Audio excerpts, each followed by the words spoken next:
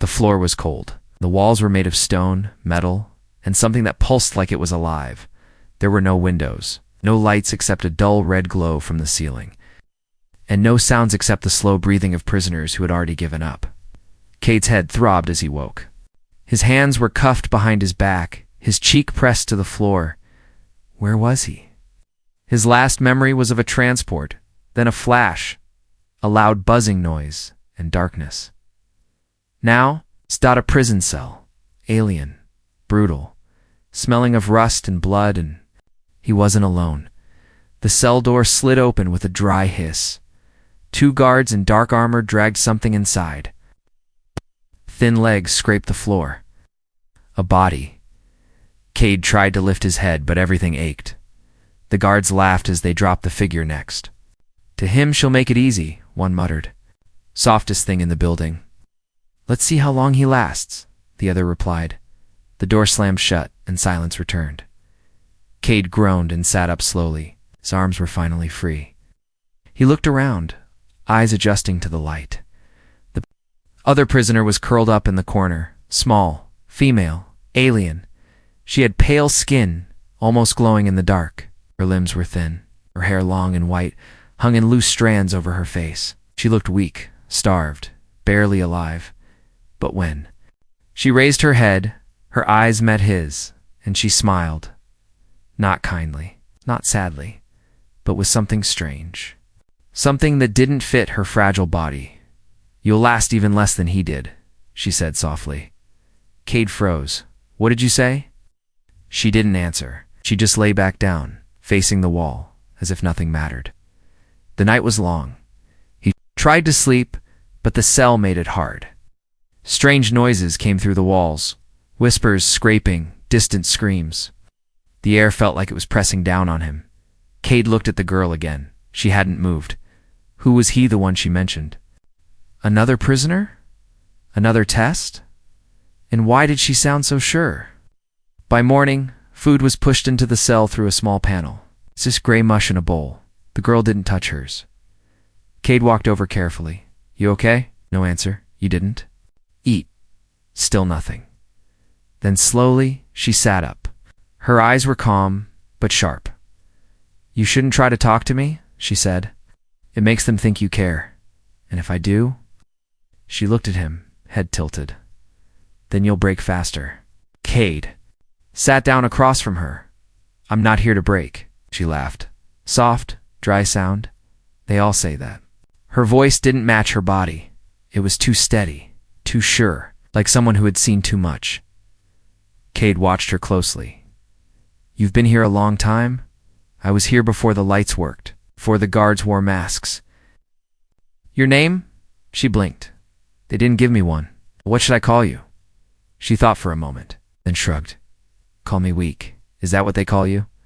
No, that's what they expect me to be. Later, Cade. Heard 2 guards outside the door? Think he'll make it through the first night? No chance.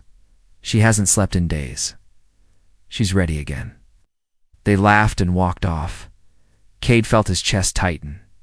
What did they mean by that? That night, he stayed awake. He sat with his back to the wall, eyes half closed, pretending to sleep.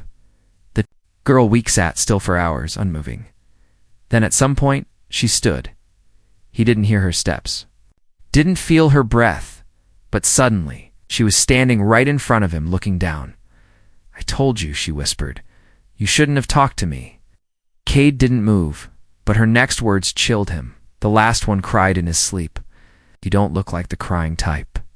Then she turned away and sat back down, as if she'd never moved at all. Cade didn't sleep. After that, he didn't speak either, but his mind raced. This girl, they called her weak, but she was more dangerous than she looked, too. Calm, too quiet, and far too used to death. The next morning, there was no food, no lights, just silence. Then the sound of footsteps, but not toward the door. Inside the walls, like something crawling. Cade stood, and the girl whispered without looking at him there. Coming for you, who? He asked. She finally looked up, and for the first time, her smile faded. The ones they send to test how long you'll scream. Asterisk, the sound wasn't loud. It was soft, like claws on stone, like something crawling across the ceiling, just above their heads. Cade stood frozen in the middle of the cell. The girl weak sat calmly on the floor, knees to her chest, head resting against the wall. She didn't even look up. "They always come quiet," she whispered. "So you won't scream until it's too late." Cade's eyes scanned the corners, the vents, the ceiling. There were no doors opening, no guards stepping in, but the sound was getting closer, and it was inside the walls. "What's in here with us?" Cade asked, voice low. The girl tilted her head slightly. "Not with us," she said. "For you." "What do you mean?" "They sent it for you." Cade's heart pounded. "Why?" She looked at him, silver eyes glowing faintly in the red light. "To see how long you last." Suddenly something dropped, a thud like a heavy body landing in the far corner. Cade spun around. The shadows moved. Something was in the cell. It didn't breathe. It didn't speak. It just stood there, tall, thin. Skin like old leather, no face. Only one eye, its glowing green in the center of its head. It took a step forward. Cade reached for a weapon. Nothing. He raised his fists, but Weak didn't move. She didn't even flinch. "It doesn't fight you," she said. "It feeds on fear." Cade tried to control his breathing. It's not real, he thought. It's a trick. A test. But then it moved fast. So fast he barely saw it. It was inches from his face. Now no mouth, but he could feel something pressing into his mind, like a cold fog slipping through his skull. He staggered back, vision spinning, and then he heard. It a scream, not his, not hers. Someone else, echoing inside his head. It was a man's voice, pleading, crying. "Please no, I'll talk, I'll tell you anything." And then it stopped. Like a candle snuffed out, Cade dropped to one knee. "What is this thing?" he gasped. Weak finally stood up. "It shows you the last one." "The last what?" "It's the last person who stood where you're standing now." She walked over to him slowly. "The first one. They called him strong. A warrior. But strength means nothing here." He screamed so loud it cracked the glass outside. Cade looked up. "And you?" "I watched," she said simply. "They wanted." "Me too." The creature turned toward her now, but it didn't move any closer. It paused, then backed away. Its one eye pulsed. It's confused. She stepped between it and Cade. "I'm not afraid of you," she said. And for a second, just a second, Cade saw something incredible. The creature twitched and vanished, like smoke sucked into the air. Gone. The cell fell silent again. Cade collapsed against the wall, chest rising and falling, sweat pouring down his face. The girl sat beside him. "Why didn't it hurt you?" he asked. She shrugged. "It already tried, and I didn't scream." They sat in the silence, then Cade turned to her. "You said the last man died?" Betty begged. She nodded slowly. "Yes. Did you try to help him?" She hesitated. "No." "Why?" "Because I wasn't supposed to." Cade frowned. "Could have done what you just did. Could have," she whispered. "But back then, I was still hoping they'd let me go if I obeyed." He looked at her, really looked at her. She was young, maybe his age, maybe younger. But her eyes looked like they'd seen 100 years. "Did they ever let you out?" He asked. "No." "Do you still hope?" She looked away. "No." Later, while Cade lay on the floor trying to sleep, he whispered one more question into the dark. "What was his name?" She didn't answer for a long time. Then softly she said, "I don't know." Cade closed his eyes. "I don't want to end up like him."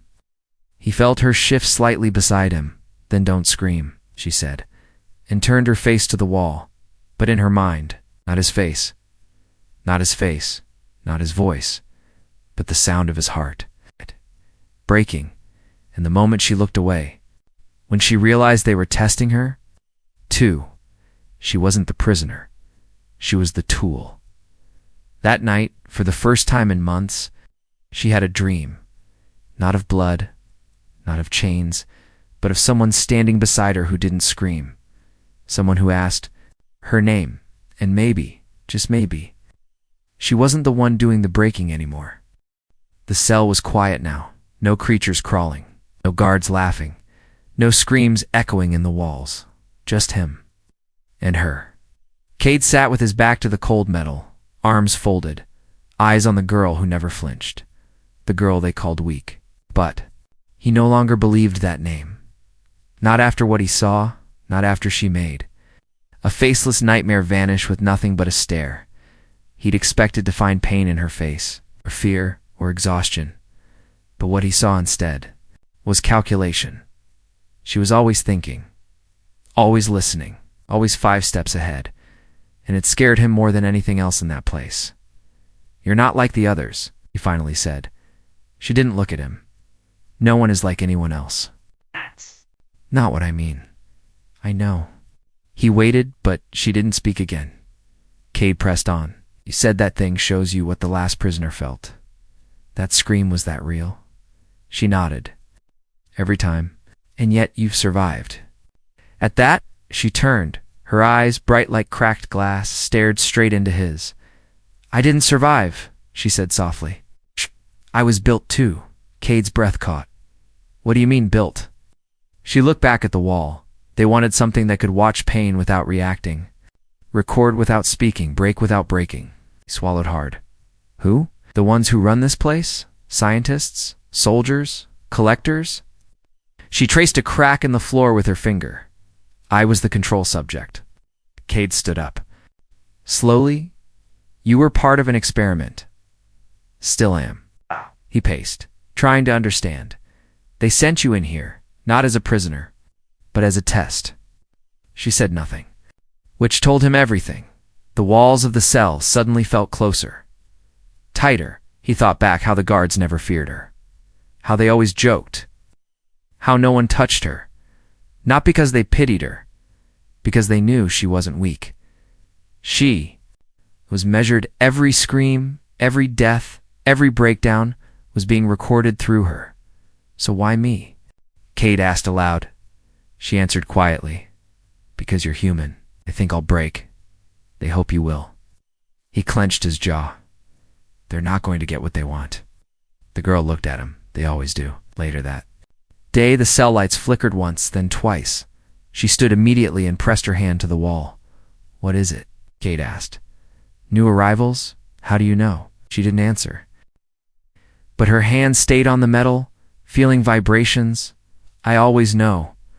Moments later, screams echoed from 2 cells down. The guard shouted. Another prisoner begged in a language Cade didn't understand. He turned to the girl. "You knew they'd bring more. They want to watch how I behave around others. If I bond, if I protect." Cade frowned. "And do you?" "I wasn't made to." "But you're not just code," he said, stepping closer. "You choose." She looked up, her expression unreadable. Then she asked, "Why does it matter to you?" "Because maybe you weren't made to bond," he said. "But I was." Silence again. She sat down slowly, pulled her knees to her chest, and for the first time, she whispered something not meant for his ears. "I used to talk to one." Cade blinked. "One what?" "Cellmate. He was quiet, kind. He gave me a name once." "What was it?" She hesitated. "Syrah." Cade smiled. "That's a better name than weak." She shrugged. "He didn't last long." "What happened to him?" "They dragged him out screaming, like the others. And you, I watched." Kane knelt beside her now. "You're not just a tool, Syrah." She didn't correct the name. "You've survived everything. You've seen what they do, so maybe you weren't sent to bond," he said. "But maybe it's what they fear most." Her head tilted. "Fear? Yeah. What if you stop watching? What if you start fighting with someone instead of being used against them?" Syrah looked at the wall, at the ceiling, at the cracks she'd memorized for years, and she whispered, "Then I'd stop being useful." That night, the lights didn't dim. They stayed on bright, harsh, like someone was watching closely. Maybe they were, but Syrah sat near Cade now, not across the room. And when the vent hissed slightly in the ceiling, she didn't warn him this. "Time?" She just looked up, said quietly, "If you don't want to scream, stay close to me." And he did. Not because he was afraid of the dark, but because something inside her had shifted. And maybe, just maybe, she wasn't made to bond, but she was learning how. The lights buzzed overhead, never flickering, never dimming. The cell had changed.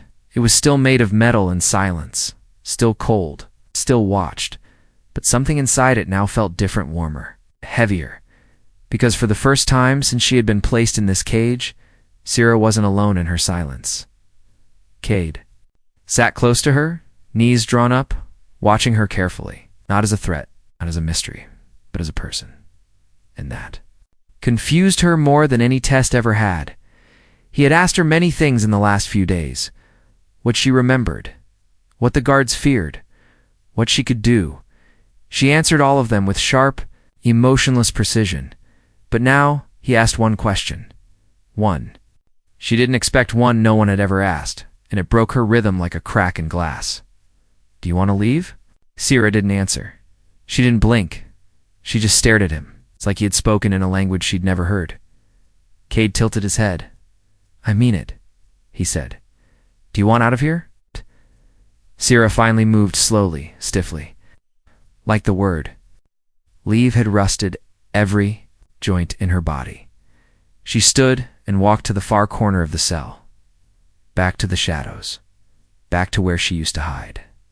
"You don't have to answer," he said quietly. Still, she said nothing. But her mind was screaming. Not. With words, with memories, she remembered when the cell was new. When she didn't have a number, when she still cried at night and whispered her real name to herself so she wouldn't forget it.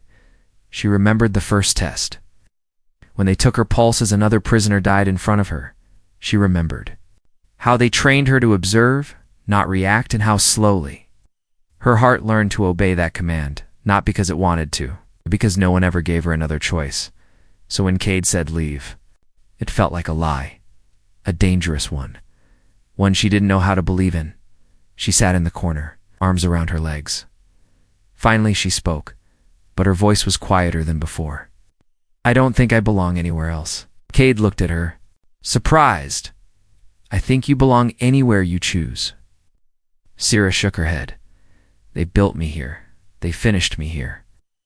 I don't know who I am outside of this." "That's not true," he said, standing now.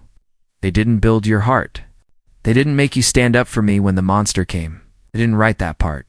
She looked at him, expression flat. "That wasn't kindness. It was control.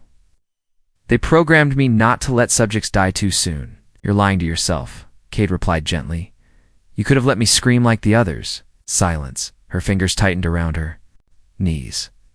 "Do you know how many people I've watched die?" she whispered. 17, maybe more. They cried. They begged me. I didn't even blink. And now?" he asked. She didn't look up. I blinked. That small sentence held the weight of years. He walked over and sat beside her, not close enough to touch, but close enough to show her he wasn't afraid. "I don't know what they told you, or what they made you believe, but I see you, Sierra, and I think you're still choosing every single day." She looked down at her hands. They were small, pale, fragile-looking, but she remembered. What they had done? She remembered how those same hands had crushed someone's windpipe when the guards told her to. She hated them, but now. Sure, if they still belonged to her, or the people who made her. Suddenly, the light above the cell dimmed, not off, just dimmer, the first time in days. Cade stood. "What's happening?" Sierra stood too fast. Her voice returned to its calm tone. "They're testing again. They want to see how I react to changes when someone else is in the room." "You mean me?" She nodded. "They think you matter to me now, and do I?" She didn't answer. She looked at the wall where she knew the watchers sat behind glass. Then she turned to Cade, and for the first time, she didn't say something cold or sharp. She said something real. "I don't want you to die in here." Cade smiled. "Then we have a problem," he said, walking toward the back wall. "Because I don't plan to." She followed him. "Even if we escape, they'll track us. They don't understand who runs this place." "Then explain it." Syrah stared at him, and slowly, one word at a time, she began to reveal. Everything: names, places, experiments, the map of hidden corridors below the prison, list of who dies and who disappears, the fact that every prisoner is numbered. And she's the only one without one, because she was never meant to leave, never meant to be known by the time she finished speaking. The light returned to full brightness. Cade looked at her with new eyes, not like she was dangerous, but like she was the key. And he said the words that sealed the plan neither of them could take back. Then we don't leave without burning this place down. For the first time in her life, Syrah didn't feel like a test. She felt like a choice. And she whispered softly, "I'll show you where the cracks are." The lights turned red, not flickering, not broken. Deliberate. Syrah stopped mid-step. Cade froze beside her. All across the cell block, alarms did not sound. Doors didn't open. Nothing moved. But the red lights were a message. And Syrah knew exactly what it meant. "They're ending it," she said flatly. Cade narrowed his eyes. "Ending what?" She looked at him cold, clear, calm. "The experiment. Us. They're going to kill us now." Cade's heart pounded. "Why now? We bonded," she said. "We weren't supposed to." He said they wanted to break us. They wanted to watch us fail, not connect. They studied what would happen if two species shared a cage and cracked. And we didn't crack. "No," Syrah whispered. "We started planning." Cade clenched his fists. "Then we hit first." She nodded once. Her hands reached into a crack in the wall, a thin line Cade hadn't noticed before. She pulled out a small metal shard, sharp and curved. "How long has that been there?" he asked. "Since the sixth subject," she said. "You mean the sixth one they put in here with you?" "Yes." Cade didn't ask what happened to that one. They moved fast. Syrah led him to the back of the cello-solid wall on the surface. But behind it, a hollow panel with pressure sensors. She tapped out a rhythm with the shard. The wall hissed and opened, slightly, just enough for them to slide through one at a time. Behind it, a maintenance shaft. Narrow, dark, never meant to be seen. "This place isn't just a prison," Syrah said. "It's a lab, and this tunnel connects all the cages. To the core? What's in the core? The files? The tests? The real controls? And the truth." They crawled through tight turns, sometimes on elbows, sometimes sideways. Pipes groaned. Heat pulsed from the walls. Syrah never hesitated. "They're watching the main levels," she explained. "But these tunnels are too old. They stopped monitoring them years ago." Cade nodded. "That means we've got a head start." Syrah shook her head. "No, it means we have minutes, maybe less." Behind them, soft footsteps echoed in the shaft. Not metal boots, bare, light, fast. "They sent something after us," Cade whispered. "No," Syrah said grimly. "They sent someone." The tunnel opened into a wide chamber lit, filled with old terminals and broken glass panels. Dust danced in the air. "This is it," Syrah said. "The original core." Cade stepped forward, eyes scanning the room, and then he saw them: bodies. 3, maybe 4, dried out, unrecognizable, left behind. "What happened to them?" he asked. "They asked the wrong questions," she replied. Syrah moved to a control panel and placed both hands on the cracked surface. The system blinked once, twice, then lit up with old data logs streaming in alien code. She moved quickly, too quickly. "You can read this?" Cade asked. "They made me learn it," she replied. "Their language. Even their security clearances." He stepped closer. "And let's leak it." Her fingers danced across the controls.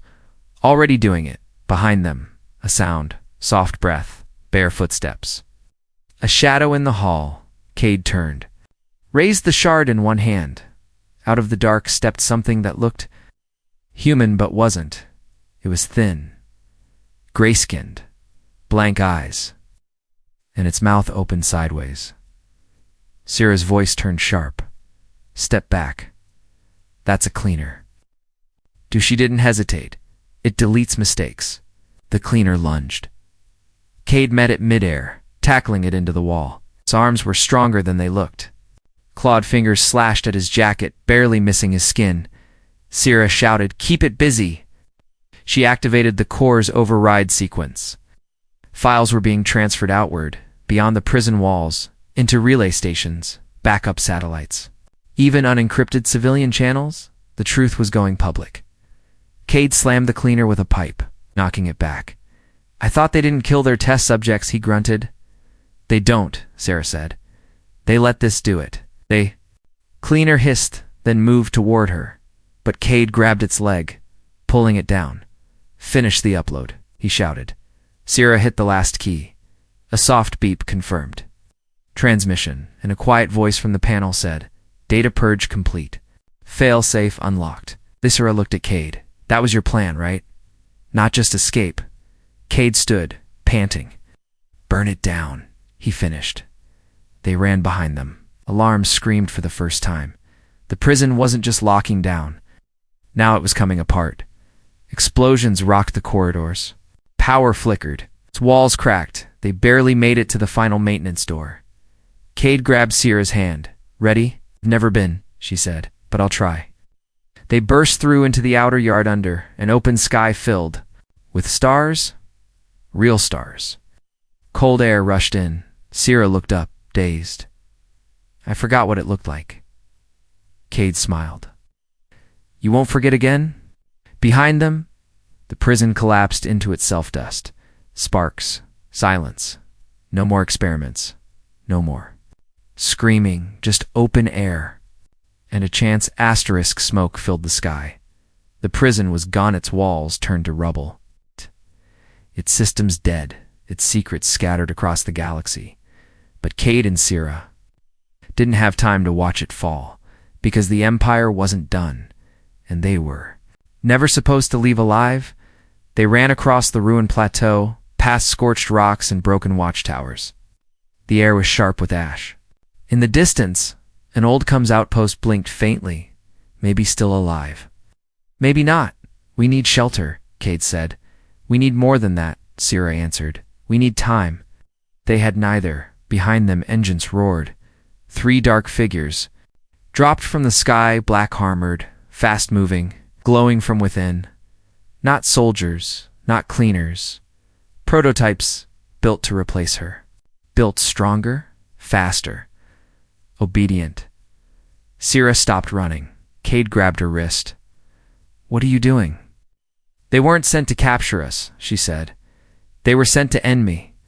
One of the prototypes landed ahead, cutting off their path. Its voice was flat, robotic, familiar. "Subject 0 marked defective." "Terminate." Cade stepped in front of her. "No," she said. "This is my fight." And she walked forward. The prototype charged. It moved like lightning, one blow.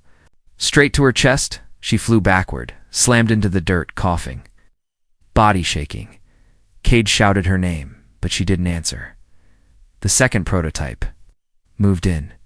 Cade raised a broken metal rod, his only weapon, and swung. It hit, but bounced off its armor like paper. The prototype grabbed him by the throat, his vision blurred. And then, suddenly a pulse. Not from the sky, from the ground. A low, rising hum. The kind machines make right before they listen. Sierra stood, slowly, her legs unsteady, her face bloody, but her eyes glowed, not like before. Brighter alive, she raised one hand, and the prototype holding Cade froze. Its fingers loosened, its limbs shook, and then it dropped, like a puppet with its strings cut. Cade gasped for air and looked at her in disbelief. "What did you do?" Sierra stepped forward, shaking. "I remembered who I am." The third prototype hesitated. That was its mistake. Sierra didn't use fists. She used her voice. A single word in the Empire's hidden machine code, one they never expected her to retain. "Return." The prototype paused, then turned. Walked away. Cade's jaw dropped. "You controlled it?"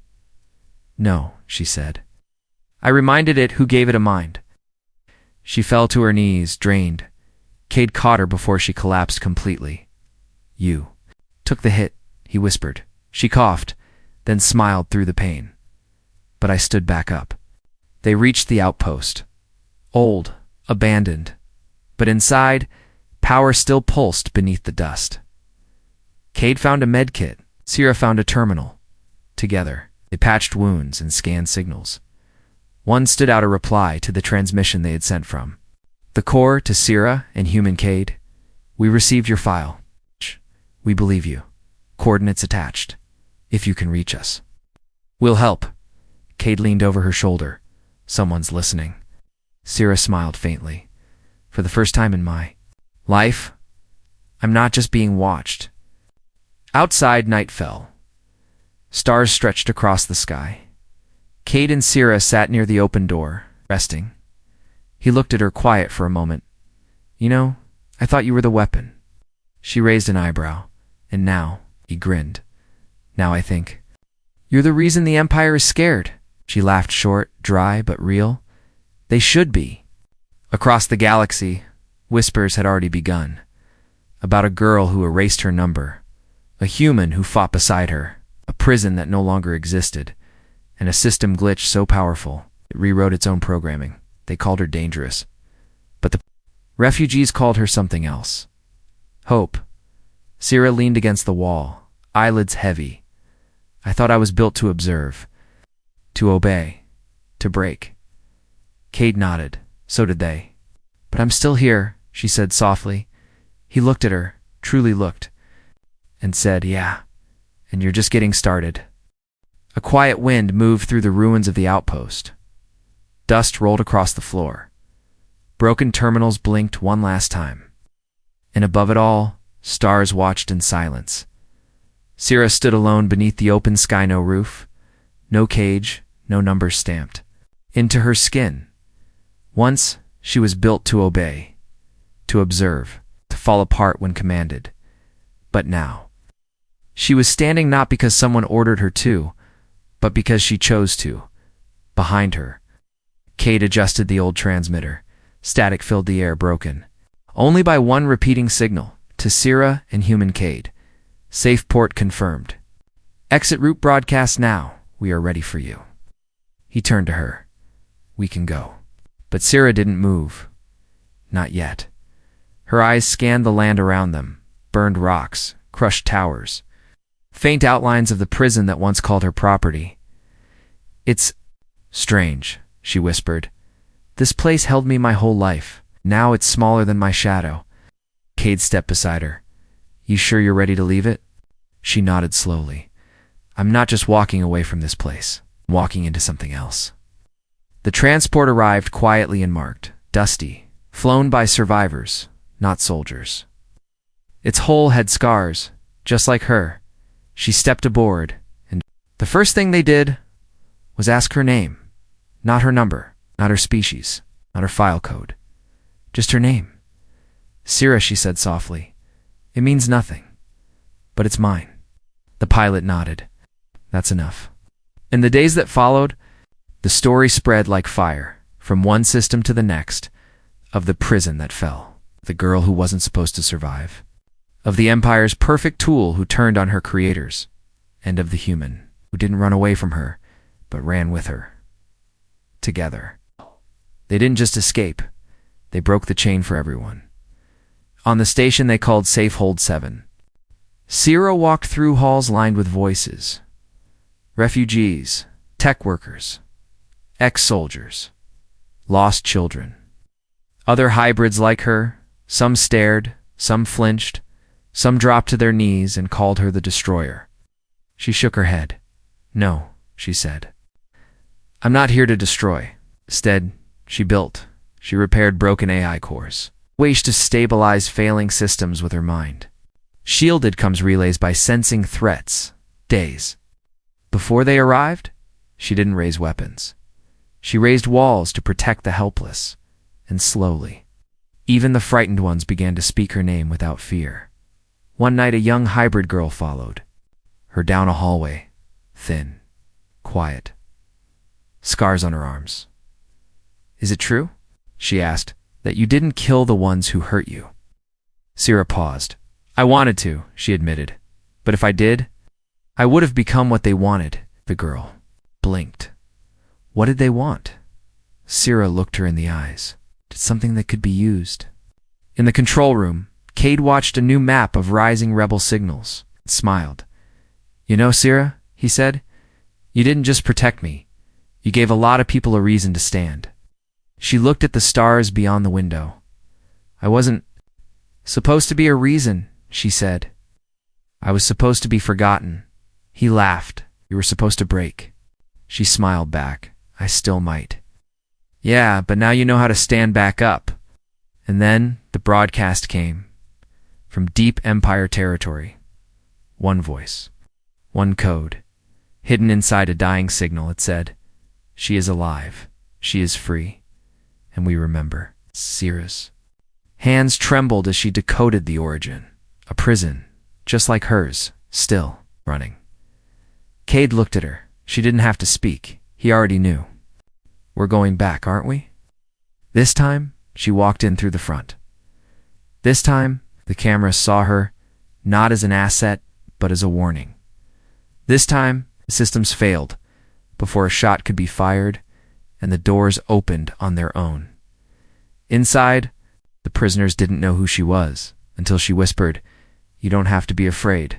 I'm here now. I'm across the galaxy. One name traveled faster than warships. Not the Empire's name. Not the scientist's name. Not the project. Named just Sarah. The one they made to break but who chose instead to protect.